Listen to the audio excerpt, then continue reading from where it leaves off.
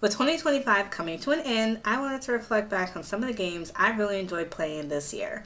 This list is in no particular order, but every game on the list is an indie game made by a small development team that either had a really unique concept or some great storytelling that really drew me into their game for hours. So, starting off with News Tower, this game is set in the 1930s, around the time of the Great Depression in New York. You play as a character taking over your uncle's newspaper business and trying to revive the newspaper empire. This game recently released in November of this year at their 1.0, but I guess it had been in early access since February of 2024. I just found out about the game recently. There is a free demo available on Steam. I've only played the game for a few hours myself, and I feel like I've barely scratched the surface. I could definitely see myself playing this game for many hours to come, and it easily looks like there's more than 15 hours of gameplay.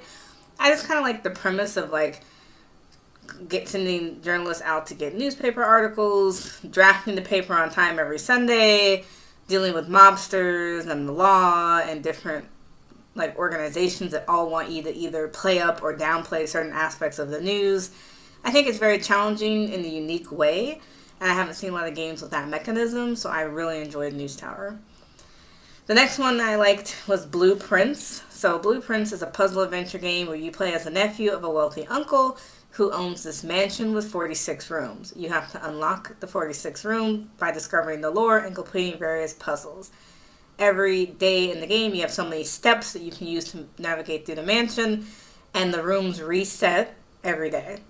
This game is definitely something you're going to want to have a notepad for because there's a lot to remember. So there's a lot of patterns and facts early game that will come up later on. My only gripe was there wasn't a great note-taking system in game, so it does require you to pay attention. I personally had to use, like I said, notepads and screenshotting things on my cell phone just so I could keep track. It does require a lot of attention to smaller details too. I actually wasn't able to finish the game on my own. It was above my skill set for puzzle solving, but I enjoyed watching other streamers get to room 46. I don't know if this game's going to get a sequel or not, but I would be curious to see if there's more lore to the story. I don't know that people have discovered everything yet. Number 3 would be Lost Records Bloom and Raid. So this is a choice-based narrative game made by the original creators of Life is Strange back from 2015. This game is kind of split over 2 different eras. So some of it takes place in 1995 and then 27 years later. It follows 4 girls who all met and became friends in the summer of 1995. And through building their close-knit friendship, discover the mystery of that summer when the package comes to haunt them 27 years later. I always feel that Don't Nod does a wonderful job at storytelling, and the game itself is absolutely gorgeous to look through.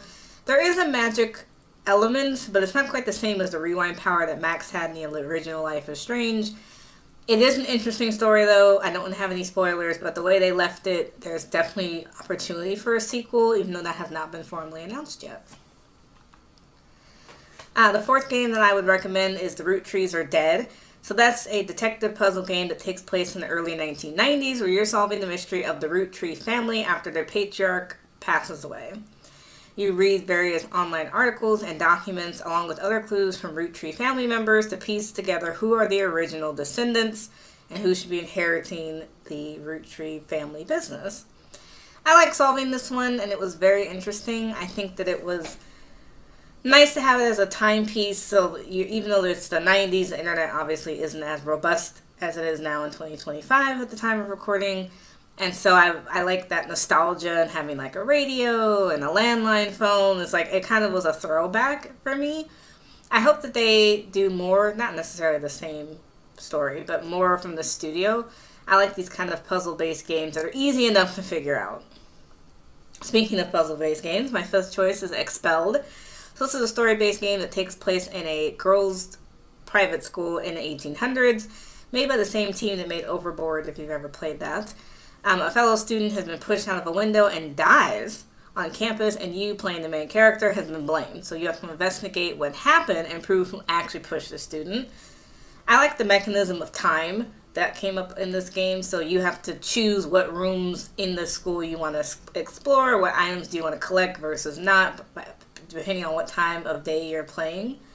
And it works, I think it's an 8 a.m. to a 5 p.m. clock, which is very interesting, kind of following that Overboard system.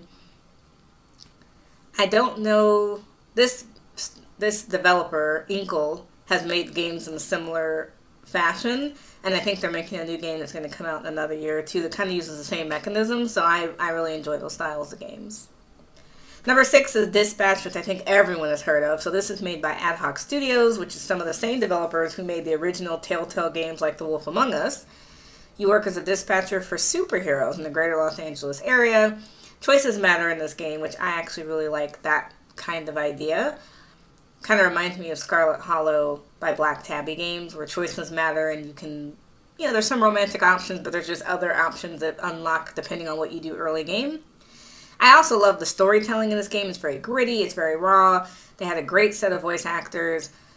I think they're going to do a sequel for this one too. It kind of left off on a cliffhanger with the 3 main characters, so I don't want to have any spoilers. I'll put a link in the description if you want to watch the playthrough that I did on the channel. But yeah, that was really interesting. I hope we get more narrative games from Ad Hoc Studios. I also wish we get The Wolf Among Us 2 that was announced like 3 years ago. Don't know what happened to that from Telltale Games, but I digress. The 7th game that I would recommend is Town to City. So this is from the creators of Station to Station. Town to City is a cozy city building game set in the 1900s. There are 3 different maps that you can make different towns based on. One is kind of residential, one is more farm-based. I've only played a little bit of this game, but I look forward to seeing how the game continues to progress. Just as a warning, this game is in early access. This is not fully released yet. So they're still doing updates and, they have roadmaps that they release on their social channels. There are going to be more updates, of course, in 2026, and they do plan to do a full 1.0 release sometime later in that year. The 8th game I recommend is Tiny Bookshop, which was also a big hit this year. So you act as a mobile bookshop owner who moves into a fictional seaside town with a mobile book cart. You move to different locations within the town to sell different genres of books to townsfolk while completing side quests. Random townies will also ask you for book recommendations, and all books are based on real-life classics. This is one of the coziest games I think I've ever played. I would love a sequel to this one, even if it was not based around books. I think that game I put like 30 hours into, and it was so creative because you could decorate your mobile book cart with different items, and sometimes some of the main townies would give you challenges that you'd have to complete depending on the season. It's broken up summer, spring, winter, fall, so you have a lot of time to see how the town progresses, see how characters progress, their life events. It was really nice. I really appreciated this game.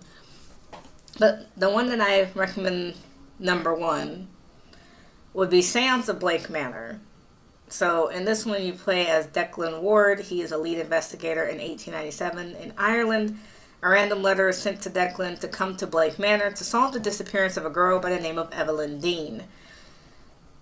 As the character Declan, you stay overnight over a weekend leading up to a seance and trying to investigate the other attendees by asking them questions, finding evidence, and searching various rooms of the manor.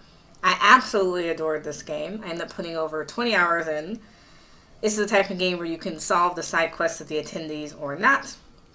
Eventually, I would like to play through and see if I can save everyone. I think my first playthrough I saved like 75% of the characters, but some side quests I just could not figure out. I'll also put a link in the description if you want to see the playthrough. But I liked it. I absolutely liked that you could explore different rooms. Certain things only unlocked on certain days. You had to talk to certain characters in a specific order, do research in the library, and it had a little bit of a spooky element. I'm not a big horror game fan, but it does take place around Halloween time in the game, so it's going to have a little bit of like jump scares and creepy sounds, but nothing, I wouldn't say anything too scary for those of you who are maybe on the more finicky side like I am. But I think that was one of my favorite indie games this year. But those are the 9 games I really enjoyed and thought that were absolutely unique absolutely unique or absolutely amazing that I really appreciated playing this year. I look forward to playing more unique indie games in 2026. Let me know in the comments below if I missed any game that you think should be on the list.